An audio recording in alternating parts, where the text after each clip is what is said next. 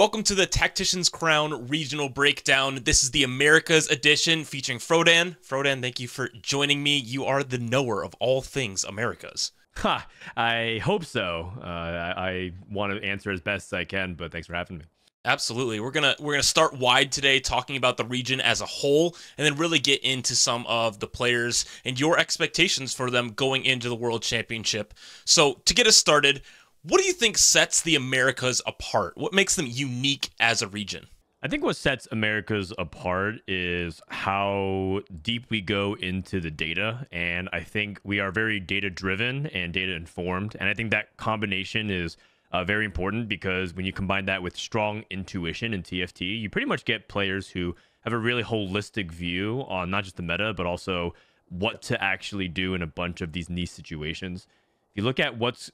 If you look at how things are shaking up in the meta, basically the best players have to be able to play extremely wide and know a lot of different comps, but they have to also avoid the pitfalls. And I think that's where the data comes into play, because there's a lot of augments that look really good, but it's actually not performing as well under a bunch of specific conditions.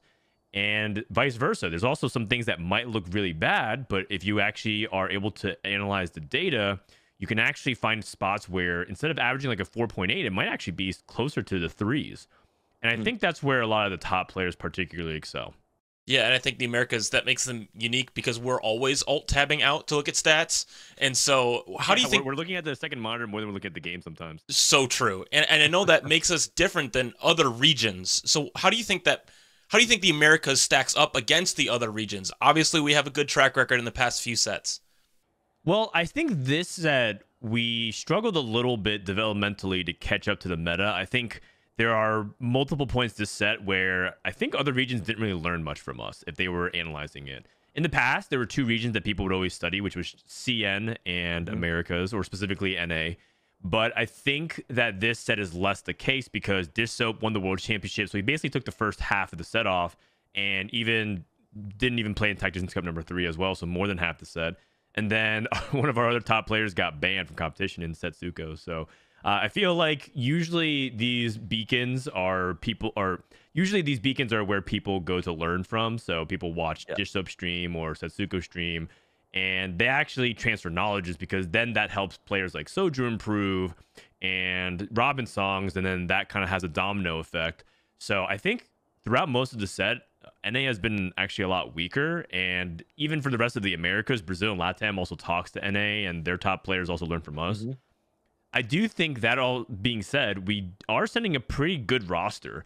Yeah, it might be the weakest regionals field that we've ever participated in, but I'm happy with the quality of the field that we're sending. So I think that, yes, maybe we're at the weakest point that we've been in quite some time, perhaps ever, but I also think that the players that we're sending have a very strong chance of going deep and winning it all.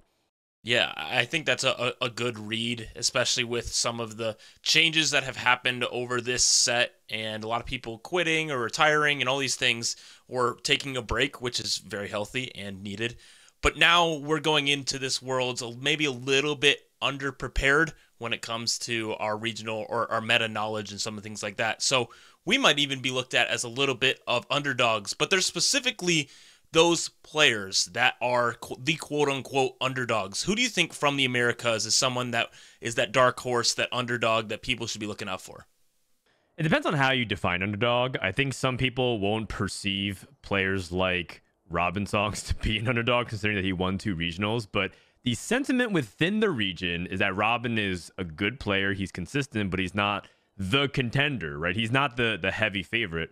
So some people would actually say that even on the world stage, compared to extreme elite, the best, the cream of the crop, compared to Title and Double 61 and some of these other really established top players in all of TFT, is Robin actually a favorite alongside them? I don't think so, but I think that he's shown a lot this weekend at regionals that I think he can very much be a threat to win it all. So I would say that he is the underdog from North America. I also think that people are going to sleep on Ego Illusions again from Brazil because he had a really poor final day, but he was the points leader and the highest AVP going into the final lobby, and he had an off day, and that happens. I feel like people are going to underestimate him, and Brazil very much as a region has impressed a lot of NA. Usually when they say Americas is mostly NA and other regions are weak, they always kind of add a little asterisk because they know the best players of Brazil are quite capable. So I would love to see Ego Illusions really put Brazil on the map, because I can't think of a better representative for BR. And lots of previous Worlds representation from the Americas roster this year. Ego Illusions being one that has been there multiple times. So, Ego and Robin are kind of the quote-unquote underdogs, people that maybe aren't put at the top. But who would you put at the top, saying they have the strongest chance of making it deep into the tournament and possibly winning the whole thing? It's a toss-up between Milk and Dishsoap. I think Dishsoap has the most competitive drive out of any America's player, period. And when I say competitive drive, I feel like I'm talking about the desire to just win, kind of the obsession to win that we associate with a lot of other greats, not just in TFT, not just in esports, but also just competition, like sports in general. He has a real big hunger. Dishsoap has told me multiple times that his goal, pretty much for the foreseeable future, is to retire as a TFT GOAT without question, right? He wants to be so far and away the number one that it's kind of embarrassing to put anyone else alongside him in comparison. And I think it's reflected by how much he really values things like, the Golden Spatula final lobby, even though the world spots were already given away.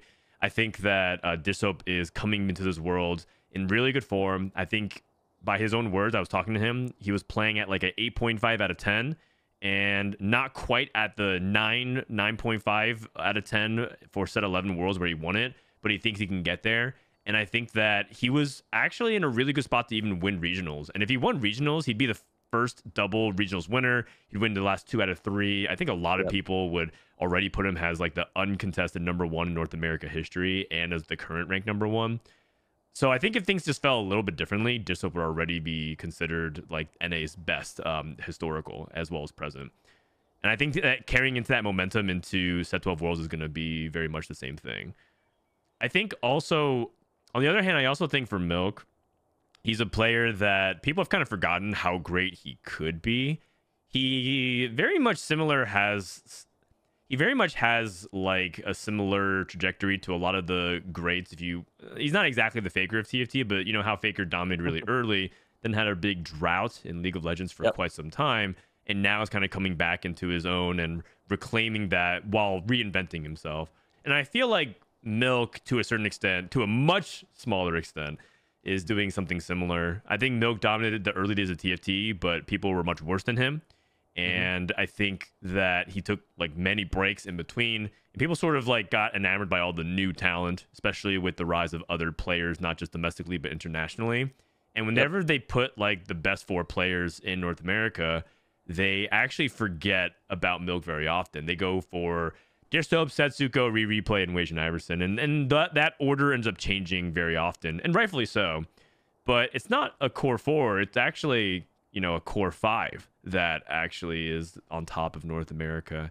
And at times, depending on who you ask, a lot of people were ranking Milk as number 1. I ranked Milk as number 1 going into the regionals weekend, and he was actually a potential winner. He tied for first, and had things fallen even slightly differently by a couple hit points, he actually would have gotten first on the final day. So I think that it's really hard to pick between the two of these. I think Milk is very likely to make final lobby as well as Dishsoap, and I think in the head-to-head, it's very much a coin flip for me. Absolutely, and Milk is a force to be reckoned with. He is the player that Gangly described going into this regional as this is Milk when he tries, and he is an absolute monster this set, and so I'm looking forward to see him perform at Worlds once again. I know that Worlds in set 5, he wants that one back. He knows he could have won, and says that he won't retire until he wins one. And so here he is getting another shot. I'm looking forward to that. I want to say one thing. Yeah. I want to say one thing. I think that this weekend for regionals, despite the fact that Milk tied for first, I don't think that was a particularly stellar performance in terms of, I don't think Milk was doing anything particularly extremely skill expressive to really separate himself from the pack.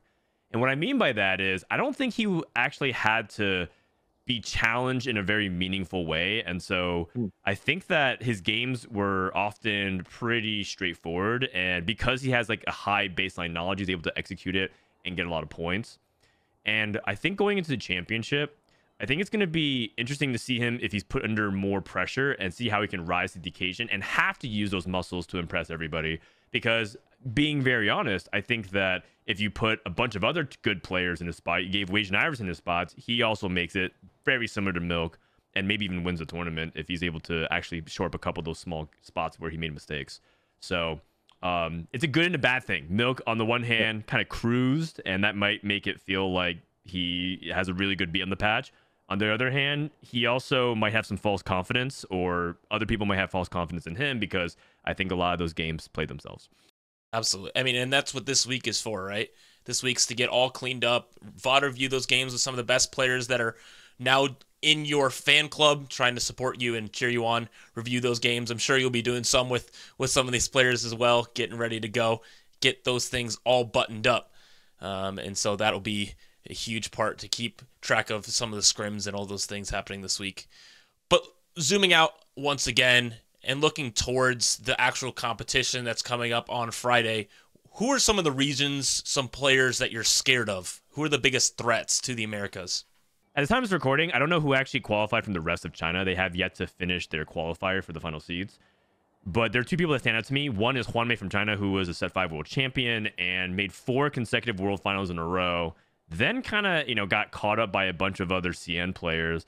And there's been really interesting amount of conversation around Huanmei. I think a lot of people in China actually say that they don't think Huanmei is like that good. They actually sort of trash talk him and say that he doesn't pass the eye test. And other players internationally have said the same thing. And yet, set after set, he's rank 1. And I think he's also made regionals like almost every set as well, except for like 1 or 2. And he's now back for his like 5th world championship.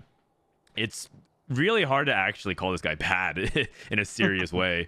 And so I think he is really a different player. And that's what's scary. I think he's really good at reroll. I think he's also very good at line optimization. So I think Huanmei could be one of the people that if you get him to the final lobby, he is the biggest threat to win it all in checkmate because of how first rate he can be. He also could go dead last in the tournament because his read is off. And I think he takes a lot of unnecessary risks and gambles. But we'll see, because this guy dominated TFT for quite some time years ago, and we'll see if he's back. The second player from China I want to highlight is Ru. We call him RY because it's a little bit hard to speak his name in English. But I think he's actually quite a strong player who's only recently come on. He did really well in Set 10 regionals and worlds. And I think that when I watch him play, he was like a big anchor for his team in EWC. I think very highly of his play. The only thing about him is that I wasn't sure how... The only thing about RY that I wasn't sure about was his reroll gameplay, because he was really, really good at 4-cost flex. And I don't think that's necessarily a meta that is going to challenge him for that.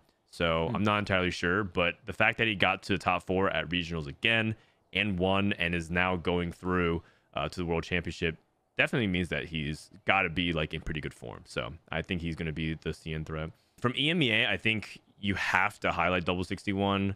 He has the most impressive resume in TFT period, and he got second at last Worlds to Dishsoap. He could actually win it again, and that's just like an incredible amount of consistency.